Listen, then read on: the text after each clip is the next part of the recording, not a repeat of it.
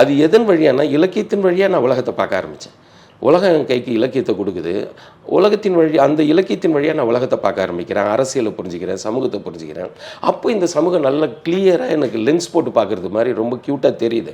அப்போ இன்னும் விஷயம் என்ன பிரச்சனைங்க, ஏன் இப்படி பார்க்குறாங்களோ உண்மையாகவே இந்த ஜனங்க இப்படி தானா அப்படின்னாக்கா, நானே அதுக்கு ஒரு என்னையே அதில் ஒப்பிட்டு பார்த்தேன். இதுக்கு எனக்கு வந்து இலக்கியங்கள் தான் உதவி பண்ணிச்சு. குறிப்பாக அலெக்சாந்தர் குப்ரியனோட மலோக்குன்ற நாவல், அந்த நாவல் வாசிக்கும்போது தான் நான் வீட்டு முன்னாடி இருந்த அந்த அனல் மின் நிலையத்தை நான் பார்க்குறேன்.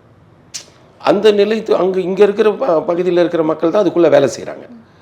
கருப்பாக நிலக்கரி பூசிட்டு கையில் சோப்பு கட்டியோடு வருவாங்க. அவங்க ஏன்னா அவங்க உடம்புல இருக்கிற கறித்தூளெல்லாம் போகிறது, சோப்பு கட்டி அந்த சோடா கட்டிலாம் தருவாங்க, சம்பளம் கொடுப்பான்.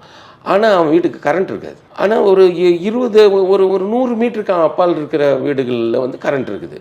என்ன இது, அவன் வீட்டில் ஒரு சில வீட்டில் அப்போ அந்த பீரியட்லலாம் ஒரு சில வீட்டில் டெலிஃபோன் இருக்கும்.